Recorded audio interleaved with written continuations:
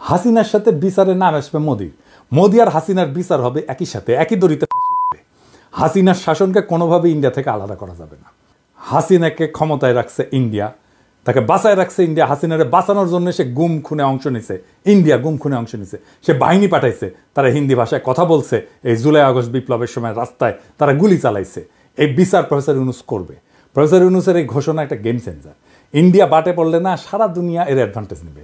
Professor Yunus কাই নিউজে বলিছে যে হাসিনার বিরুদ্ধে মানবতা বিরোধী অপরাধের দায়ে বিচার হবে। শুধু হাসিনার বিরুদ্ধে না, তার আন্ডা, বাচ্চা, পোলা, মাইয়া, তার দোসর, দলের লোক, তাকে সাপোর্ট করা অলিগার্ক, মানে যে সমস্ত বড় লোকরা তাকে সাপোর্ট করছে, সবার। যেটা প্রফেসর ইউনূস বলে নাই কিন্তু হবে, তা হচ্ছে এই মামলা শুধু আন্তর্জাতিক অপরাধ ট্রাইব্যুনালে হবে না, এটা হবে আইসিসির ব্রাসেলসের কোর্টে। জাতিসংঘের রিপোর্টে বিশ্বাসযোগ্যভাবে প্রমাণ হয়েছে হাসিনার অপরাধ। এইটার জাতিসংঘের অফিসিয়াল ডকুমেন্ট। এখন হাসিনা মাম্য কইলে লোক বলার অভাব হয় নাই। আর্মার্ড ভেহিক্যাল আর হেলিকপ্টার দিয়ে ড্রোন উড়াইয়া ছাত্র জনতার উপরে গুলি চালাইতে অসুবিধা হয় নাই। এখন ওদের লোক বল কম হইয়া যায়, বড়ই আশ্চর্যের কথা। জুলকারনাইন সাহেব কইছে যে সেনাবাহিনীর ব্যর্থতার দায় নাকি সরকারের উপরে বর্তায়। ওরে বাবা, কি কথা শুনি আজ মন্থরার মুখে। প্রফেসর ইউনূসকে আয়নাঘর ভিজিট করতে দিল না ওয়াকার, এটার দায় প্রফেসর ইউনূসের। বিক্রম মিশ্রের সাথে দেখা করলো ওয়াকার, প্রফেসর ইউনূসের কোনো অনুমোদন ছাড়া, এটাও প্রফেসর ইউনূসের দোষ। ওয়াকার যে পারপিট্রেটরদেরকে বাঁচানোর চেষ্টা করতেছে, যে সমস্ত জেনারেল গুম খুন করছে, সেটাও প্রফেসর ইউনূসের দোষ। জাতিসংঘের রিপোর্টের প্রতিবাদ জানাইছে হাসিনার ন্যারেটিভ নিয়া ওয়াকার, সেটাও প্রফেসর ইউনূসের দোষ। এটা নিয়ে আসিচ্ছি, এর পরের এপিসোডে আসিচ্ছি, পরে কমুনি এটা নিয়ে মেলা আলাপ আছে। হিজবুত তাহরিরকে নিষিদ্ধ করেছিল হাসিনা। নিষিদ্ধ করা ঠিক না বেঠিক সে আলাপে যেতেছি না, কিন্তু কোনো রাজনৈতিক দল যদি সশস্ত্র তৎপরতা না চালায়, সাধারণ লিবারাল রাজনীতি করে, তাদের কথা বলার স্পেস দেওয়া উচিত। আওয়ামী লীগের কথা আবার ইসেন্সে বললেন না কেউ কেউ, যে আওয়ামী লীগ শুধু সশস্ত্র রাজনীতি করে না, সে হিন্দুত্ববাদী ফ্যাসিস্ট, মোদির মদতপুষ্ট এক ঘৃণ্য ফ্যাসিস্ট। তার রাজনীতি করার রাইট নেই। তো দেখেন, এই হিজবুত তাহরির আর্মির সৈনিকদের খালি আহ্বান জানায় কিবা কিবা করার জন্যে। 4 রং না 2 রঙের পোস্টার ছাপায়, আবার সে পোস্টার মেয়েরা ভইরা দেয়। কেন পারে? 2018 সালের নির্বাচনে দেখেছিলাম জাতীয় ঐক্যজোটের পোস্টার লাগানো বাদ দেন, ছাপাইতে দেয়নি পুলিশ। পুলিশ প্রেস থেকে পোস্টার নিয়ে যায়, শিবিরে পোস্টার লাগানোর সময় পুলিশে দিছে, দেখেছেন? আর হিজবুত তাহরিরের লোককে হাসিনা মাঝে মাঝে গ্রেপ্তার করে, কিন্তু কোথায় পোস্টার ছাপায় সেটা নাকি তাদের কাছেও প্রশ্ন, বুঝেছেন? মানে খুঁজে বের করবি না কোথায় পোস্টার ছাপায়, বুঝেন? তাইলে এদেরকে এখন নামাইছে কে? যারা কইছে হার্ডলাইনে যাওয়া যাবে না তারাই, যারা পোস্টার কই ছাপা হয় জানে না তারাই। এরা যে সবাই এজেন্সির লোক তা কিন্তু না, কিন্তু এজেন্সির লোক আছে এর মধ্যে। এজেন্সি এদের কন্ট্রোল করতে পারে, এদের ইউজ করতে পারে। সব নিষিদ্ধ উগ্রবাদী সংগঠনের ক্ষেত্রে এটা সত্য, জেএমবির ক্ষেত্রেও এটা ঘটনা ঘটেছিল। কিছু লোক তো অনেস্ট কমিটমেন্ট নিয়ে যায় এই সমস্ত সংগঠনে। এখানেও ভালো কিছু ছেলে আছে যারা অনেস্ট কমিটমেন্ট নিয়ে গেছে, কিন্তু এই কাজটা এমন একটা সময় করা হইতেছে যখন ইন্ডিয়া ক্যাম্পেইন ছড়াইতেছে, বাংলাদেশে উগ্রবাদ ছড়াইতেছে, দেখেছেন? কিন্তু ওই মিছিলে কারা ছিল? মজার জিনিস আছে। মোদি যখন এসেছিল, মনে আছে না হাসিনার সময়, তখন বাংলাদেশে বিশাল প্রতিবাদ হয়েছিল, প্রচুর মানুষজন মারা গেছিল, হাওকা হয়েছিল না? সেই সময় বাহাউদ্দিন নাসিমের উপর দায়িত্ব ছিল ইন্ডিয়ান এম্বাসির রাস্তায় যেন মোদি বিরোধী যারা তাদেরকে যেন গুন্ডা দিয়ে ঠেঙানো হয়। ঢাকায় মুসল্লিদের উপরে ঝাঁপে পড়লো কার গুন্ডা বাহিনী? এই বাহাউদ্দিন নাসিমের গুন্ডা বাহিনী। ওই যে মুসল্লির দাড়ি টেনে ফেলেছিল না, মনে আছে না? এইটা সাহেব বড় করে দেখেন না, এর নাম কি জানেন? মোজাম্মেল হোসেন, পল্টন থানার 13 নম্বর ওয়ার্ডের স্বেচ্ছাসেবক লীগের নেতা। বাহাউদ্দিন নাসিমের গুন্ডা বাহিনীর প্রধান, সবসময় সাথে থাকে, দেখেছেন? দেখেন এডিটর সাহেব দেখান বাহাউদ্দিন নাসিমের সাথে ছবি, ওর ফেসবুকটাও দেখান। এই মাল হিজবুত তাহরিরের মিছিলে, দেখেছেন? বড় করে দেখান, দেখেছেন? তার মানে বাহাউদ্দিন নাসিম এই মিছিলে লোকও দিছে। আমরা তো আনসার লীগ দেখেছি, হিন্দু লীগ দেখেছি, এখন হিজবুত লীগ দেখেছি। এদের আবার গ্রেপ্তার করিচ্ছেন, ওদের সাথে কথা বলেন, প্রকাশ্য রাজনীতি করতে বলেন। রাজনীতির যে লিবারাল স্পেস আছে তাতে তারা তাদের রাজনীতি করুক, গ্রেপ্তার করে নিশ্চিত করে আপনি এদের কোনো ক্ষতি করতে পারবেন না। বরং তারা মানুষের কাছে যাক, যাইয়া নিজেদের রাজনীতির কথা বলুক, রাজনীতি করুক, প্রকাশ্য রাজনীতি। এবার আসেন প্রফেসর ইউনূসের ফাটানো একটা বিশেষ বোমা নিয়ে আলাপ করি। বোমা। She will stand trial, there's no doubt about that, because all the evidences are here. But she's not physically present in Bangladesh. So the question is, can we make her present in Bangladesh? That depends on India and also international law guiding all this system, how it works. So we'll be already asked India to hand over Hasina to Bangladesh to face the trial. So the question of trial is not if it will be happening in absentia or in her presence. It will be taking place. Not only her, and all the people who were associated with her family members, her clans, her associates, and all the oligarchs, people who promoted her, supported her, made her the way she is. Professor Yunus sky নিউজে বলেছে যে হাসিনার বিরুদ্ধে মানবতা বিরোধী অপরাধের দায়ে বিচার হবে।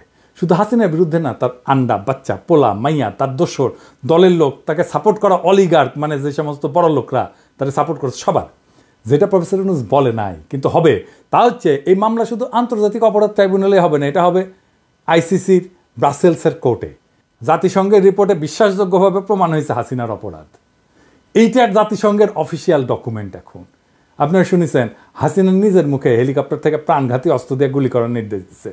না শুনে থাকলে শুনেন, এইটা সে সাবটাইটেল দিয়ে দিয়ে নিছে। চিন্তা করে কথা বলছি, ওইটাই তাদের আকাঙ্ক্ষা। বুঝতেছি, আমি টেকনিক্যালি বুঝতেছি, তো ওরা মনে হয় ওই পথে নেওয়ার জন্য ইয়ে করছে। দরকার নাই, ওটা দরকার নাই। আমি সেনাবাহিনীর সাথে কথা বলছি, ওরা রেডি থাকে, ঠিক আছে। এখন তো আমরা অন্য ইয়ে করছি, ড্রোন দিয়ে ছবি নিচ্ছি, আর হেলিকপ্টার ইয়ে মানে কয়েক জায়গায়। তবে কিছু ছবি দেখে পাকাও করা যায় না রাতের মধ্যে? সবগুলিকে অ্যারেস্ট করতে বলছি রাত্রে। হ্যাঁ, পাকাও করলে না, ওটা বলা হয়, ওটা র্যাব, জিএফআই সবাইকে বলা হচ্ছে যে যেখান থেকে টিকাটা পারবো ধরে ফেলবে, ওটা বলা হয়। আর যেখানে গ্যাদারিং দেখবে সেখানে ওই উপর থেকে, এখন উপর থেকে করাচ্ছি, অলরেডি শুরু হচ্ছে কয়েকটা জায়গায় কমে গেছে। মোহাম্মদপুর থানার দিকে মনে হয় যাচ্ছে একটা, থানার দিকে। হ্যাঁ, তোকে পাঠায় দিক রাত্রে। জি, তবে আপনার নির্দেশনা লাগবে। আমার নির্দেশনা দেওয়া আছে, ওপেন নির্দেশনা দিয়ে দিচ্ছে। এখন লেখা লিখবেন, ব্যবহার করবে, যেখানে পাবে সেটা গুলি করবে, ওটা বলা হচ্ছে। এখন আমি এতদিন বাধা দিয়ে রাখছিলাম, ওই যে স্টুডেন্টরা ছিল ওদের সত্যি কথা চিন্তা করে। তারপর তো আর সে কি বলেছিল, ছোট্ট ছোট শিশুরা গুলিবদ্ধ, এ গুলিগুলি কিভাবে লাগলো? তারপরে মিথ্যাচার, দোতলা বাড়ির মধ্যে জানলার কাছে ছেলেটা, তার গুলি লেগেছে, বলে হেলিকপ্টার থেকে গুলি লেগেছে। আপনারা বলেন হেলিকপ্টারের গুলি ঘরের মধ্যে ঢুকবে কিভাবে? দেখেন হেলিকপ্টার থেকে গুলি ঘরে ঢুকে কিভাবে, কি রকম নাটক করে দেখেছেন। এই জাউরামাগি, বিশ্ব জাউরামাগি। র্যাব বলেছিল না যে তারা গুলি ছড়েনি হেলিকপ্টার থেকে, দেখেছেন না? হাসিনার সাথে বিচারের নাম আসবে মোদি আর হাসিনার বিচার হবে একই সাথে, একই দড়িতে ফাঁসি হবে। হাসিনার শাসনকে কোনোভাবে ইন্ডিয়া থেকে আলাদা করা যাবে না। হাসিনাকে ক্ষমতায় রাখছে ইন্ডিয়া, তাকে বাঁচায় রাখছে ইন্ডিয়া। হাসিনারে বাঁচানোর জন্য সে গুম খুনে অংশ নিছে, ইন্ডিয়া গুম খুনে অংশ নিছে, সে বাহিনী পাঠাইছে, তারা হিন্দি ভাষায় কথা বলছে। এই জুলাই আগস্ট বিপ্লবের সময় রাস্তায় তারা গুলি চালাইছে। এই বিচার প্রফেসর ইউনূস করবে। প্রফেসর ইউনূসের এই ঘোষণা একটা গেম চেঞ্জার। ইন্ডিয়া বাটে পড়লে না, সারা দুনিয়া এর অ্যাডভান্টেজ নেবে। আসেন দেখি কারা কারা এর অ্যাডভান্টেজ নেবে, তা কেন নিবে এটা একটু দেখে নিই। মোদি বা ইন্ডিয়া যদি কোনো সংকটে পড়ে, তাহলে কিছু আন্তর্জাতিক শক্তি এই সুযোগকে তাদের কৌশলগত এবং ভূ রাজনৈতিক স্বার্থে কাজে লাগাইতে চাইবে। কয়েকটা প্রধান শক্তির কথা বলে, যেমন চীন। ভারত চীনের মধ্যে সীমান্ত বিরোধ আছে, তারপরে বেল্ট রোড ইনিশিয়েটিভ নিয়ে মত পার্থক্য আছে, ভারত আর যুক্তরাষ্ট্রের ঘনিষ্ঠ সম্পর্কের কারণে চীন ভারতের স্থিতিশীলতা দুর্বল করতে চাইবেই। ভারত যদি দুর্বল হয় তাহলে চীনের জন্য দক্ষিণ এশিয়ায় প্রভাব বিস্তারের সুযোগ তৈরি করবে এবং ভারতের বিরুদ্ধে সামরিক এবং অর্থনৈতিক পদক্ষেপ নেওয়ার ক্ষেত্রে সুবিধা দেবে। পাকিস্তান কেন নেবে সেটা ব্যাখ্যা না করি, সুবিধা কিভাবে? মোদির দুর্বলতা পাকিস্তানকে কাশ্মীর ইস্যুতে আন্তর্জাতিকভাবে বেশি সমর্থন পেতে সাহায্য করবে। আমেরিকা, যদিও আমেরিকার সাথে মোদির ভালো সম্পর্ক আছে, কিন্তু দেখতেছেন তো সম্পর্কটা একাট্টাভাবে ভালো তা কিন্তু না, এটা একটা টানাপড়নের সম্পর্ক। মানে সমস্ত রাষ্ট্রই আর একটা রাষ্ট্রের কাছ থেকে সুবিধা নিতে চাইবে। ইন্ডিয়া যদি অসুবিধায় পড়ে তাহলে আরেকজন সুবিধা নিতে চাইবে। তার সাথে রাশিয়ার সাথে ঘনিষ্ঠ সম্পর্ক আছে, এটা তো যুক্তরাষ্ট্রের জন্য উদ্বেগের। ইন্ডিয়া রাশিয়া থেকে অস্ত্র কেনে, ইন্ডিয়া চীনের বিরুদ্ধে কৌশলগত অংশীদারিত্বে যাইতে চায় না আমেরিকার সাথে, তো আমেরিকা তো এখন এইটা করার চেষ্টা করবে। রাশিয়ার সাথেও কিন্তু ভারতের যতই ভালো সম্পর্ক থাকুক, বাণিজ্য নিয়ে কিছু চ্যালেঞ্জ আছে। রাশিয়া চাইবে যে মোদির চাইতো বন্ধুত্বপূর্ণ সরকার যেন একটা ইন্ডিয়াতে আসে, যেটা রাশিয়ার সাথে বেশি বন্ধুত্বপূর্ণ। ইউরোপিয়ান ইউনিয়নের সাথে তাদের সমস্যা আছে, যেমন নাগরিকত্ব সংশোধনী আইন নিয়ে সমস্যা আছে, কাশ্মীরের সাংবিধানিক পরিবর্তন নিয়ে ইউরোপিয়ান ইউনিয়নের সাথে ইন্ডিয়ার ভালো ধরনের সমস্যা আছে। মানবাধিকার ইস্যুতে ইউরোপিয়ান ইউনিয়নের সাথে ভারতের সম্পর্ক মাঝে মাঝে জটিল হয়েছে।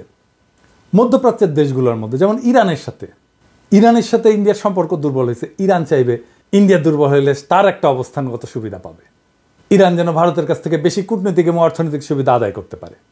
আন্তর্জাতিকভাবে প্রফেসর ইউনূসের অবস্থান এই একটা ঘোষণায় দারুণভাবে শক্তিশালী হয়েছে। উপেন্দ্র ত্রিবেদী বলছে বাংলাদেশ সরকার বদলালে দিল্লির সঙ্গে ঢাকার সম্পর্কে পরিবর্তন আসতে পারে। সেই সঙ্গে বলছে যে বাংলাদেশ আর ভারতের সামরিক বাহিনীর মধ্যে সামরিক সম্পর্ক খুবই শক্তিশালী, উভয় দেশের সামরিক বাহিনী নিয়মিত নোট বিনিময় করে থাকে। Now coming on to specifically what you asked for Bangladesh, as for the Bangladesh is concerned, it is too early to take any decision for us, because let our elected government come, let's see the relationship and let us see what to be done about it. Because as far as I am concerned, I am very clear, the present military to military relationship is very strong and we keep exchanging notes on regular basis to avoid any kind of a misgivings. এবার বুঝছেন তো কেন তারা professor ইউনূসের পরের সরকার চায়, কেন বুঝেছেন? আর কেনই বা সামরিক বাহিনীর সাথে সম্পর্কের কথা বলে। এখন মিলাইতে পারেন সব কিছু, মিলে সব ওয়াকারের লেসপেন্সার বাড়াইছে অনেক ওদের জিগাবেন ওয়াকারের সাথে বিক্রম মিশ্র কি আলাপ হয়েছিল, ইন্ডিয়ান আর্মির সাথে কি নোট চালাচালি চলে, ঘুটু চলে, লেসপেন্সারে একবার হান্দায় দেওয়া হবে কবে। এবার আসেন দেশের অবস্থা কি সেটা একটা দেখি। ইন্ডিয়া থেকে আমদানি না করলে পেঁয়াজ নাকি 1000 টাকা হবে। আগে শুনেছিলেন না আমরা যখন ভারতীয় পণ্য বয়কট করেছিলাম? ইন্ডিয়া থেকে আমদানি হওয়ার পরেও 7 বছর আগে পেঁয়াজ 450 টাকা কেজি কিন্তু খাইছি আমরা, মনে আছে নাকি ভুলে গেছেন? ভারত ছাড়াই পেঁয়াজ খাচ্ছি এখন 35 টাকায়, ভারত ছাড়া আলু খাচ্ছি 16 টাকায়, ভারত ছাড়া টমেটো খাচ্ছি 15 টাকায়। বিগত 10 বছরের মধ্যে এত কম দাম কখনো জিনিসপত্রের ছিল না, কিন্তু ভারত থেকে আনলে 3 গুণ হয়। এর প্রমাণ হচ্ছে বিগত 10 বছরের মূল্য। এই রমজানে জিনিসপত্রের দাম বাড়ছে, বাড়েনি, কমছে। সোয়াবিনের দাম কমতেছে, দেখেছেন? এই রমজানে ইলেকট্রিসিটি যায় না, দেখেছেন এরকম? আর খালি শুনিচ্ছেন না দেশে নাকি আইন শৃঙ্খলার অবনতি হচ্ছে, কিন্তু বাস্তবতা কি তাই? নাকি আমরা এতদিন চুপ ছিলাম বলে অন্যায়গুলো চোখে পড়েনি? শেখ হাসিনার শাসনে মানুষকে এতটাই ভীত করে রাখা হয়েছিল যে কেউ মুখ খুলতে সাহস পেত না, মনে হয়তো সব ঠিক আছে, কারণ আমাদের ভয় দেখায় রাখা হয়েছিল। আজ একটা মেয়ের অভিমান নিয়ে কটূক্তি করা দেশ জুড়ে আলোড়ন হয়েছে। কেন? কারণ মানুষ এখন আর ভয় পায় না, কেউ তাকে রাতের অন্ধকারে তুলে নিয়ে যায় না, আয়না ঘরে ঢুকায় না, পিটাইতে মেরে ফেলে না, ছাত্রলীগের সন্ত্রাসীরা হামলা করে না, পোস্ট বুঝতে বাধ্য করে না, ডিজিটাল সিকিউরিটি আইনে মামলা হয় না। অথচ হাসিনার আমলে নোয়াখালীতে ধানের শীষে ভোট দেওয়ার অপরাধে এক নারীকে গণধর্ষণ করা হয়েছিল না, প্রতিবাদ হয়েছিল। ধরেন এই ওড়না নিয়ে কটূক্তির ঘটনা যদি হাসিনার আমলে ঘটতো তখন কেউ থানায় যেতে পারতো, মামলা নিতে কি পুলিশ রাজি হইতো? বরং বেশি বাড়াবাড়ি করলে জামাত শিবির বানিয়ে জেলে ঢুকাই দেওয়া হইতো। তখন আমরা চুপ থাকতাম, দেখতাম দেশে শান্তি আছে। যতক্ষণ না অন্যায়টা নিজের উপরে আসে ততক্ষণ কেউ টের পায় না কতটা নিঃশব্দে অত্যাচার চলতেছে। আজ বলা হচ্ছে দেশ অস্থিতিশীল, কিন্তু এটাই তো জীবনের স্বাভাবিক ধারা। মনে আছে জগন্নাথ বিশ্ববিদ্যালয়ে খাদিজার কথা? প্রথম বর্ষে সেই মেয়েটাকে 18 মাস জেলে রাখা হয়েছিল, সে একটা টক শো হোস্ট করছিল, এটাই তার অপরাধ। সে হাসিনার বিরুদ্ধে কিছুই বলে নাই, কোনো প্রতিবাদ হয়নি, কোনো ক্যাম্পাসে বিক্ষোভ হয়নি। কেন? কারণ প্রতিবাদ করলে ছাত্রলীগের হামলা আসতো, পুলিশ গায়েবী মামলা দিত। আর সেই নারীর কথা মনে আছে যার স্বামীকে ধরে নিয়ে গেছিল পুলিশ? স্ত্রী যখন থানায় গেল স্বামীকে ছাড়ানোর জন্য, তখন তাকে ওসি বলল যে আপনি তো সুন্দরী, 1 রাত থাকেন আমাদের সাথে, স্বামীকে ছেড়ে দেব। তখন কেউ কিছু বলতে পারছেন? পারেননি। কোথাও কোনো প্রতিক্রিয়া হয়েছে? হয়নি। একজন রোজদার নারীকে ধর্ষণ করতে করতে হত্যা করলো র্যাবের আলেপুদ্দিন। আমরা জানতে পারছি বহু বছর পর, স্বামী চুপ ছিল, বলে নাই ভয়ে। যদি তাকে গুম করে ফেলা হয় তখন দেশে কোনো গণ্ডগোল হয়নি, কোনো বিচার হয়নি। তাই কি তখন দেশ ভালো ছিল? যদি কোনো সমস্যা না থাকায় স্থিতিশীলতার চিহ্ন হয়, তাহলে পৃথিবীর সবচেয়ে শান্তিপূর্ণ দেশ হচ্ছে উত্তর কোরিয়া, যেখানে কেউ কথা বলতে পারে না, প্রতিবাদ করতে পারে না, সরকার যা বলে সেটাই চূড়ান্ত। আজ বহু বছর পর মানুষ কথা বলতে পারতেছে, প্রতিবাদ করতে পারতেছে, বিচার চাইতে পারতেছে। কেউ হিজাব খুলতে বললে নারী তার অপমানের বিরুদ্ধে রুখে দাঁড়াচ্ছে। অথচ এখন কিছু মানুষ আফসোস করতেছে, আগের আমলেই তো ভালো ছিলাম। আপনারা কি সত্যি শান্তি চান? তাহলে উত্তর কোরিয়ার মতো কবরে যায় শান্তি খুঁজেন না। গণতান্ত্রিক দেশে মতপার্থক্য থাকবে, আন্দোলন হবে, বিচার চাওয়া হবে। হাসিনার তৈরি করা নিঃশব্দ গোরস্থানে আর ফিরে যাওয়ার দরকার নাই তো। তার চেয়ে বরং সবাই কথা বলুক, অন্যায়ের বিরুদ্ধে দাঁড়াক, কিছু মানুষের ঘুম হারাম হইল, প্রতিবাদ চলতে থাকলে আমাদের বিপ্লব জিন্দা থাকবে। আজকে মানুষের ভয় ভাঙতেছে, সে ভয় ভাঙে কথা বলা শিখতেছে, আজ অন্যায়ের বিরুদ্ধে দাঁড়ানোর সাহস দেখাইতেছে। এটাই সত্যিকারের পরিবর্তন। এই সাহসের আগুন যেন কখনো নিভা না যায়, আমাদের কণ্ঠ যেন আর কোনো শাসকের রক্তচক্ষুর সামনে থাইমা না যায়, প্রতিবাদ যেন কোনো ক্ষমতাবানের লাঠির আঘাতে স্তব্ধ না হয়। মনে রাখবেন, সংগ্রাম ছাড়া স্বাধীনতা টিকে না। তাই ভয় ভুলে যান, কথা বলেন, প্রতিবাদ করেন। কবরের শান্তি না, জীবনের উৎসব চাই। ইনকিলাব জিন্দাবাদ।